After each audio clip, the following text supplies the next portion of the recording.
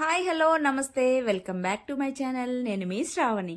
ఇవాళైతే కరకరలాడే దోశ ఎలా చేసుకోవాలో చూపించేస్తానండి. అబ్బో మాకు తెలుసులేండి, దోశలు తెలియకుండా ఎవరుంటారు చెప్పండి అని అనుకోకండి. ఇదైతే చాలా అంటే చాలా హెల్దీ, అలానే టేస్ట్ బాగుంటుంది. ఇంకా చెప్పాలంటే పిల్లలు కూడా ఇష్టంగా తినేస్తారు.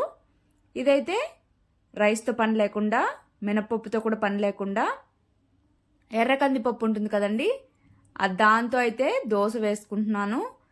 చాలా క్రిస్పీగా మనకి ఎలా కావాలంటే అలా వస్తుంది దోశ అయితే మాత్రం.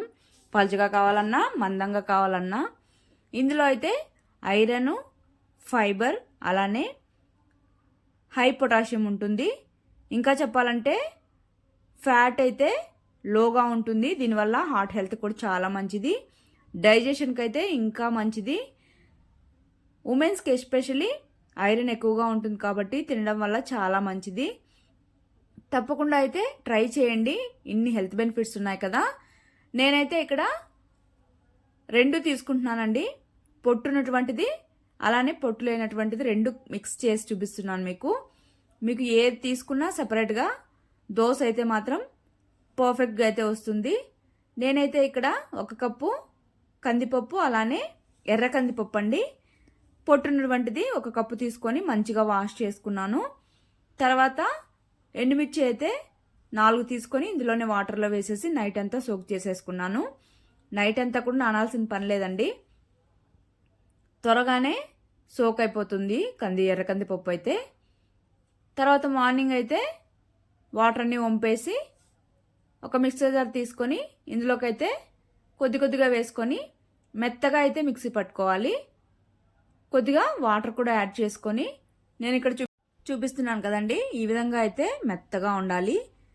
తర్వాత దీన్ని అయితే ఒక బౌల్లోకి అయితే ట్రాన్స్ఫర్ చేసేసుకోవాలి.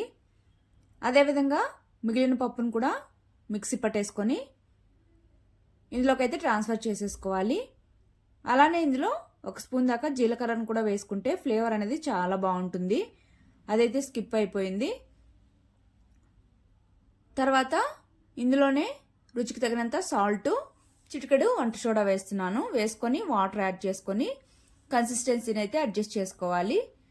ఈ విధంగా మొత్తం ఒకసారి బాగా మిక్స్ చేసేసుకున్న తర్వాత ఇప్పుడైతే స్టవ్ మీద పాన్ పెట్టేసుకొని కొద్దిగా ఈ విధంగా ఆనియన్తో గ్రీస్ చేసామంటే దోశ అయితే పర్ఫెక్ట్గా వస్తుంది. ఏదైనా సరే స్టార్టింగ్ అయితే ఈ విధంగా చేయడం వల్ల ఈజీగా అయితే దోశ వేసేసుకోవచ్చు.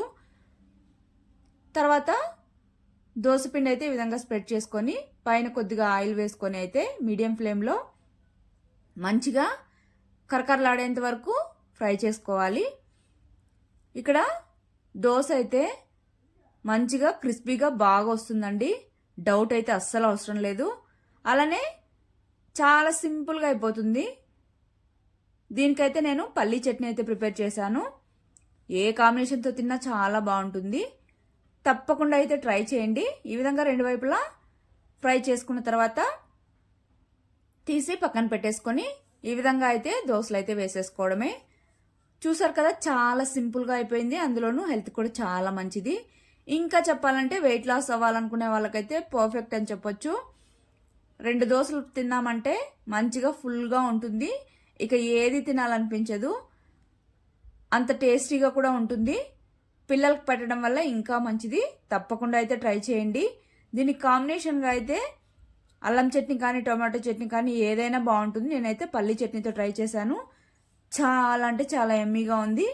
కాకపోతే తినే ముందు కాస్త చట్నీ అనేది ఎక్కువగా తీసుకొని తింటే టేస్ట్ బాగుంటుంది. లేట్ చేయకుండా మీరు కూడా ట్రై చేసి మీకు ఎలా వచ్చిందో కామెంట్ చేయండి. అలానే మన ఛానల్ అయితే సబ్స్క్రైబ్ చేసేసుకోండి.